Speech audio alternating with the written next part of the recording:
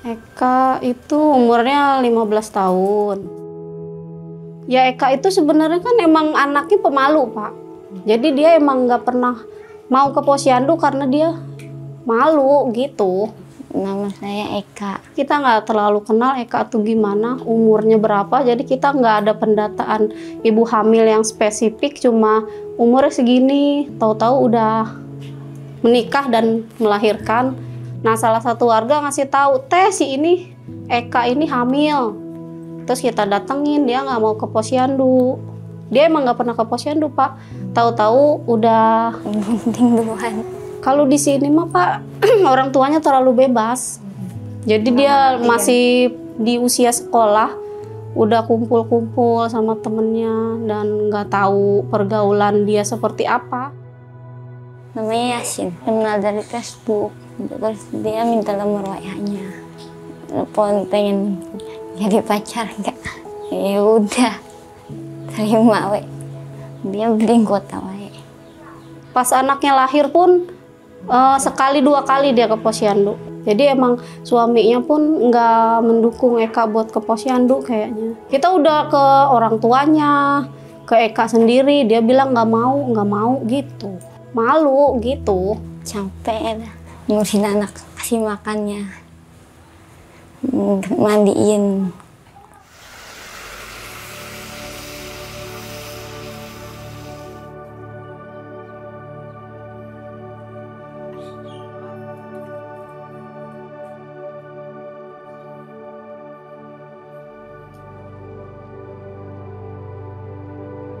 Nama Sakil. Kemarin nikah pas umur 15. Terus ketemu, kenalan, pacaran sampai 2 tahun. Ketahuan hamil duluan ya, baru nikah.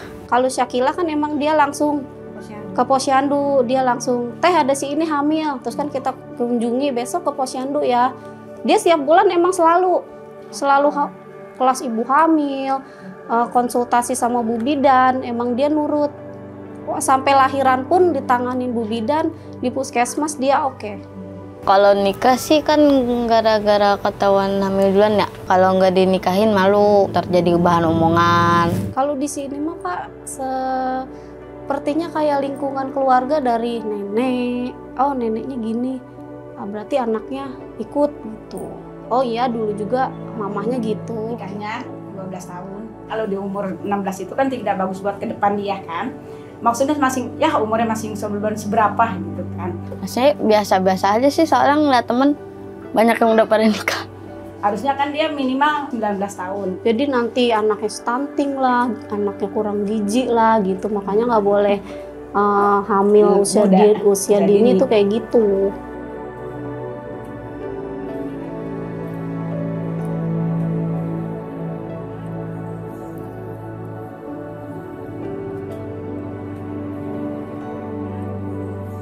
Kita kan setiap bulan ada kumpul kader sama ibu puskesmas, ibu bidan. Jadi kita setiap bulan itu evaluasi. Apa nih yang kejadian di posyandu kita? Ini loh Bu, ada ibu hamil yang gini. Kecelakaan lah, kena musibah. Aduh 16 tahun, jadi pusing, bikin ibu bidan pusing gitu. Kehamilan di bawah usia 19 tahun itu akan menimbulkan berbagai macam masalah.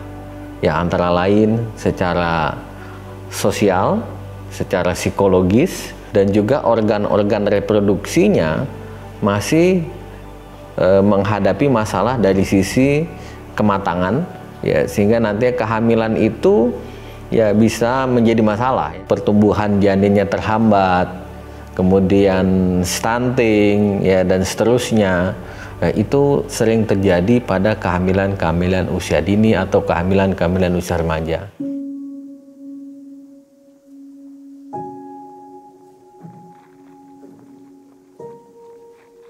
Terkait dengan perkawinan remaja, khususnya cukup terpengaruh pada masa pandemi, di mana sebelum pandemi ini data dari Kementerian Agama itu 25.000 di tahun 2020, kemudian itu menjadi lebih dari 2 kali lipatnya, menjadi 65.000 Jadi cukup besar terkait dengan perkawinan anak di masa pandemi ini.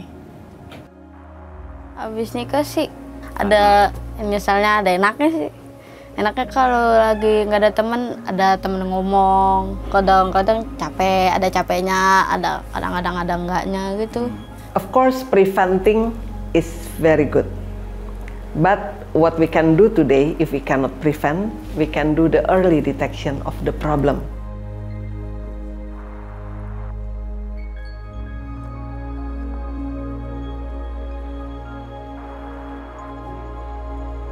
Indonesia ini unik ya.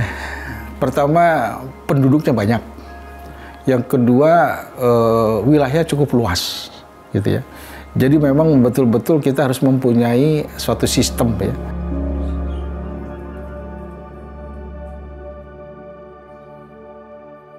Sinergi antara lintas kementerian itu sudah cukup lama dijalin, dan melalui Kementerian Koordinator PMK atau Pembangunan Manusia Kebudayaan itu perhatian terhadap remaja ini sudah mulai dibangun dengan pertama kali menerbitkan satu rencana aksi nasional kesehatan anak usia sekolah remaja, di mana di situ sudah bersinergi untuk memperhatikan masalah kesehatan, kemudian diperpanjang dan diperluas dengan rencana aksi nasional kesejahteraan anak yang dikeluarkan tahun 2022 ini. Artinya kesejahteraan anak itu lebih luas lagi dari kesehatan, diakomodasi oleh kementerian lembaga dalam rencana aksi nasional kesejahteraan anak ini. When you educate a woman, you educate a nation. Jadi kalau kita mendidik seorang perempuan, artinya kita mendidik suatu bangsa.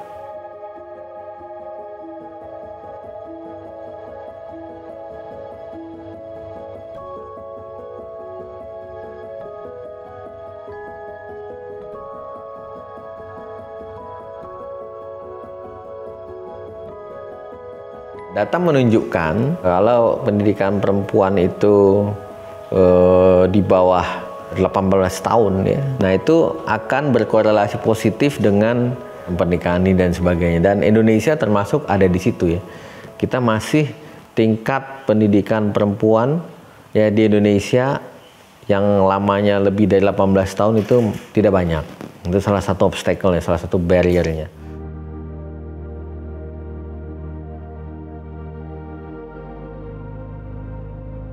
Masalah ini dihadapi di negara kita ya. Pendidikan kesehatan reproduksi itu dianggap sebagai sebuah hal yang tabu, sehingga masih sangat kurang materi-materi kesehatan reproduksi pada pendidikan sekolah. Yang kedua ya, di samping pendidikan ya ada aspek budaya ya, budaya. Beberapa suku ya di kita ya jelas masih menganut kalau sudah menstruasi, udah waktunya untuk menikah, udah waktunya untuk memiliki keturunan. Nah ini ya, kalau dia tidak menikah, ya dianggap itu tidak sesuai dengan adat atau budaya ya. Jadi edukasi budaya. Nah ini yang mengakibatkan ya kemudian tadi ya budaya lebih menempel ya pada remaja, baik remaja perempuan maupun laki-laki, bahwa usia reproduksi sehat ya sebenarnya yang di dalam undang-undang perkawinan itu sudah disebutkan minimal usia perempuan itu 19 tahun.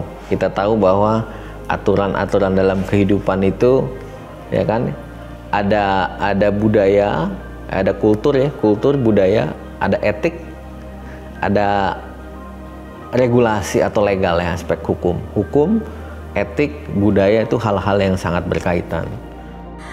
Kita bicara tentang kesehatan ibu ya atau maternal health di Indonesia, ini memang kita perlu upaya keras untuk meningkatkan status kesehatan ibu atau perempuan di Indonesia.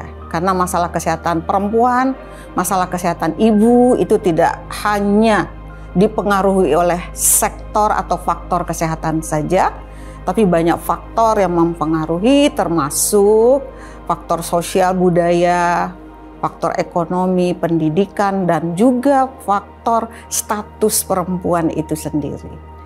Yang ketiga, tingkat sosial ekonomi. Saya kira Mahmud Fatala, former president of Vigo, itu jelas menyatakan a road to die, ya kan? Jadi jalan seorang perempuan menuju kematian itu salah satu adalah tingkat sosial ekonomi. Jadi kalau sosial ekonominya rendah, ya akses untuk family planning nggak ada, akses untuk community health service nggak ada, akses untuk edukasi nggak ada. Nah itu saya kira itu barrier-barrier. Apalagi ditambah lagi yang keempat, aspek geografi kita yang sangat luas ya.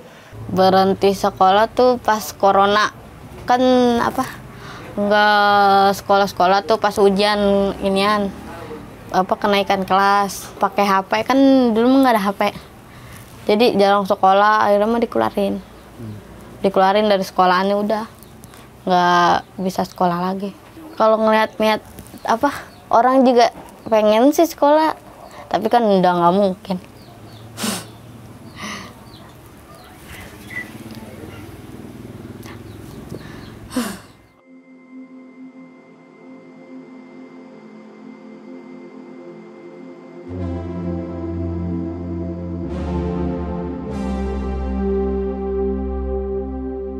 Let them go back to school if it is unplanned and unwanted, because we know sometimes the school doesn't want to accept this girl again.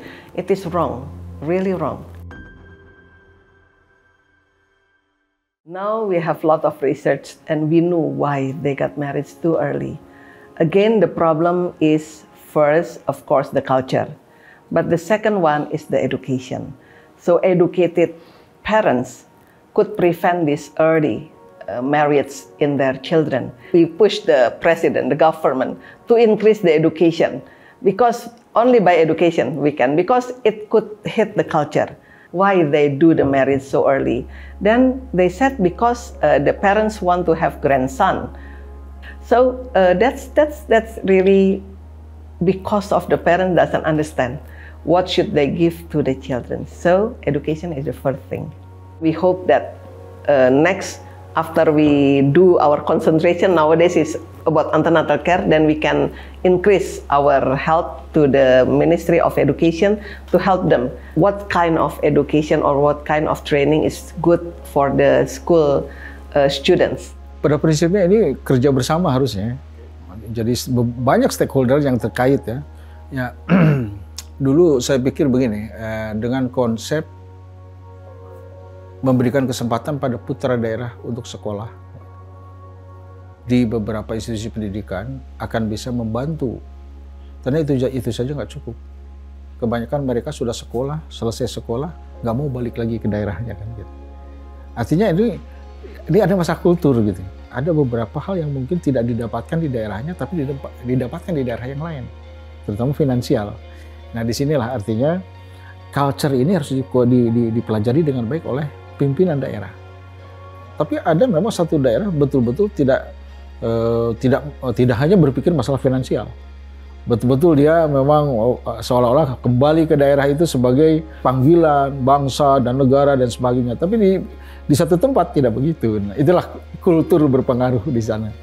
Apalagi kalau orang mengasumsikan kesejahteraan itu selalu dengan bentuk finansial ya.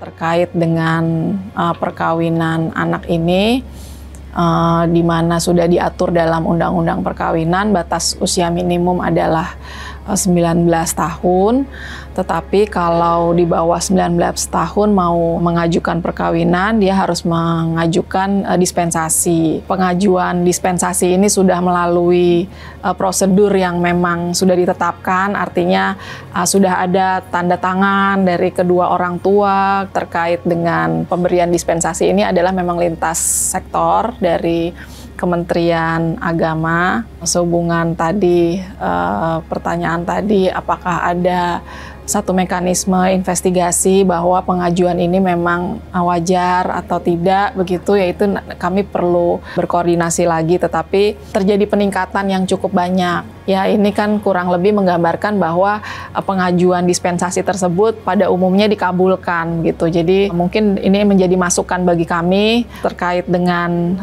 dispensasi tadi, perlu kita siapkan lebih teknis begitu, karena di dalam pengajuan dispensasi tersebut bisa saja kan ada unsur tidak wajar atau ada unsur kekerasan. Ya, ini nanti menjadi bahan rencana tindak lanjut ke depan. Ya, kalau untuk harapan kita sih untuk kedepannya ya semoga anak ini menjadi anak yang berbakti aja. Yang terjadi ya sudahlah. Abis nikah ya udah nggak ngapa-ngapain, pengen kerja juga kan nggak boleh. Disuruh kerja, ngomong nggak ada yang ngejagain, pengen kerja diomelin. Kalau di sana nggak boleh kerja, di sini mah pengen kerja. Pengen kerja, pengen beliin dia inian dong sih, gelang. Pengen beliin gelang sama inian cincin. Biar bisa kayak saudara, ponakan, anaknya pada pakai semua, gue pengen gitu.